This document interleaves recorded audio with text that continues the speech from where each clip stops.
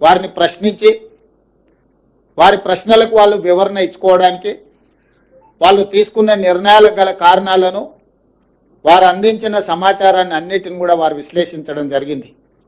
విశ్లేషించిన తర్వాత 16 నెలల తర్వాత మొన్న 31 తారీఖు నాడు 665 పేజీల సుదీర్ఘమైన నివేదికను తెలంగాణ రాష్ట్ర ప్రభుత్వానికి పీసీ ఘోష్ కమిషన్ అందించడం జరిగింది.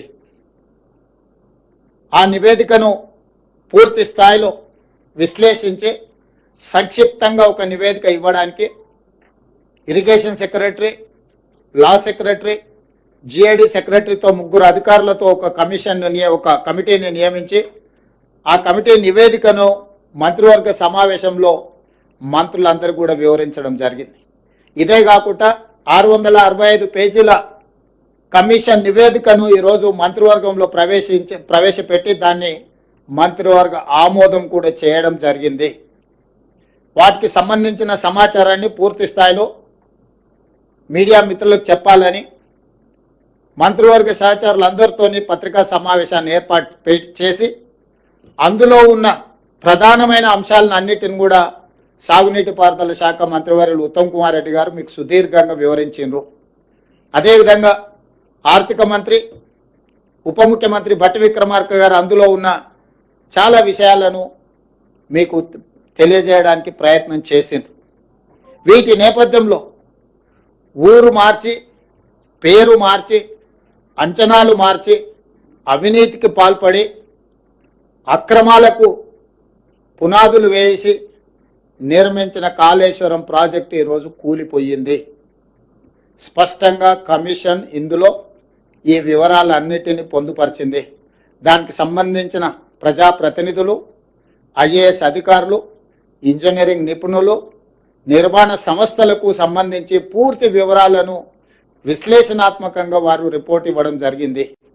ఈ నివేదికను ఈరోజు మంత్రివర్గంలో ఆమోదించడమే కాకుండా రాబోయే రోజుల్లో శాసనసభలో ప్రవేశపెట్టి అన్ని రాజకీయ పక్షాలకు వారి అభిప్రాయాన్ని చెప్పే అవకాశం కల్పించి including leader of opposition the chief minister Chandrashekar Rao గారు, ఆనాటి సాగునీటి పారుదల మంత్రులు, ఇతర మంత్రులందరూ కూడా ఆనాటి మంత్రివర్గంలో ఉన్న వాళ్ళందరూ కూడా వాళ్ళ అభిప్రాయాలు చెప్పడమే కాకుండా చట్టసభలలో, శాసనసభలో కావచ్చు, శాసన మండలిలో కావచ్చు ప్రజాప్రతినిధులు స్పష్టంగా ఈ నివేదిక పట్ల ఒక అవగాహన తెచ్చుకోవడమే కాకుండా వాళ్ళ అభిప్రాయాలను స్వేచ్ఛగా చెప్పడానికి అవకాశం కల్పించాలని ఈరోజు మంత్రివర్గ సమావేశంలో మేము నిర్ణయం తీసుకున్నాం.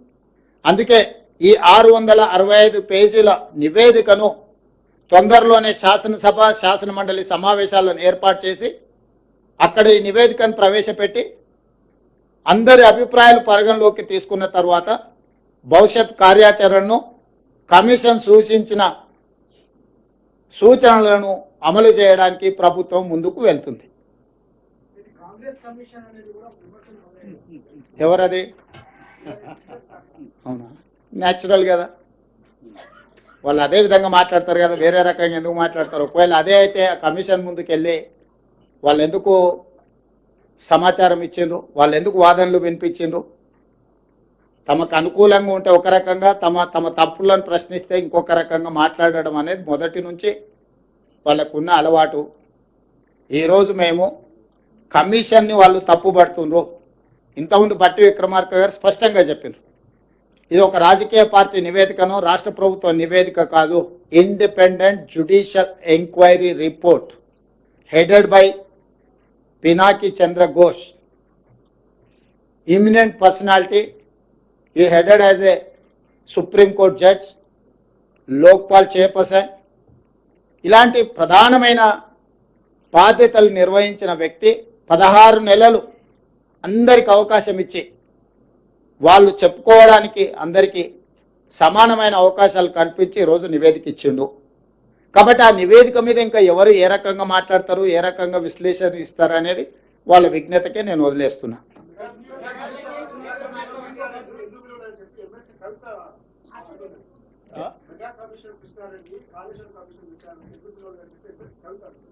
మరి వాళ్ళ ఫాదర్ని అడగాలి, ఎందుకనంటే ఎవరికి ఏం మంచి పెట్టిండో వాళ్ళ ఫాదర్కి తెలుసు కదా. లేకపోతే వారే వెళ్ళి ఘోష్ గారికి నివేదిక ఇచ్చేది ఉండే. ఇంకో ఇందులో మా ఫాదర్తో వీళ్ళందరూ కుమ్ముక్కై ఉన్నారు, మా బావ హరీష్ రావు గారు వీళ్ళతోని కమిషన్లు పొందిండు, వీళ్ళందరూ తోడు దొంగలు గూడు పుటాన్ని చేసిందని కవిత గారు ఘోష్ కమిటీకి ఒక కంప్లైంట్ ఇచ్చినుంటే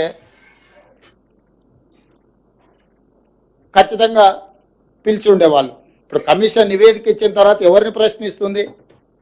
ఒకవేళ ఘోష్ గారిని ప్రశ్నించాలంటే వారు కలకత్తాలో ఉంటారు, కవిత గారు కలకత్తాకి వెళ్ళి ప్రశ్నలు వేయొచ్చు.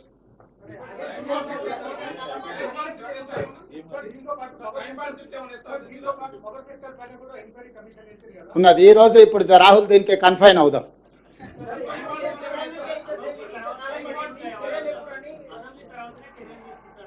అసెంబ్లీలో చర్చలు చేసిన తర్వాత చర్చల సారాంశం ప్రకారం భవిష్యత్ కార్యాచరణ ఉంటుంది.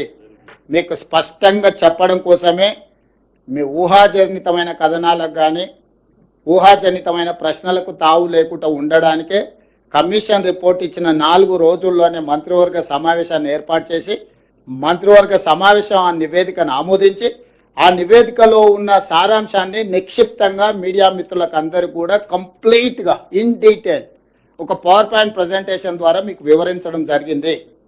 దీంట్లో ఎలాంటి శశపిశలకు తావు లేదు. నివేదిక సారాంశాన్ని సూచనల్ని తప్పకుండా ఈ ప్రభుత్వం పాటిస్తుంది. దానికి ఒక అప్రోప్రియేట్ సిస్టమ్ని అడాప్ట్ చేసుకోదలుచుకున్నాం. మేము రాజకీయ కక్షాపూరితమైన చర్యలు చేపట్టినట్టు లేకపోతే ఎవరి మీదనో వ్యక్తిగతంగా ద్వేషంతో నిర్ణయాలు తీసుకున్నట్టు ఏమాత్రం చర్చలకు తావు ఇవ్వకుండా ఈ ప్రభుత్వము పారదర్శకంగా పనిచేయాలనుకుంటుంది. కాబట్టి ఈరోజు అన్ని వివరాలను మీ ముందు పెట్టడం జరిగింది.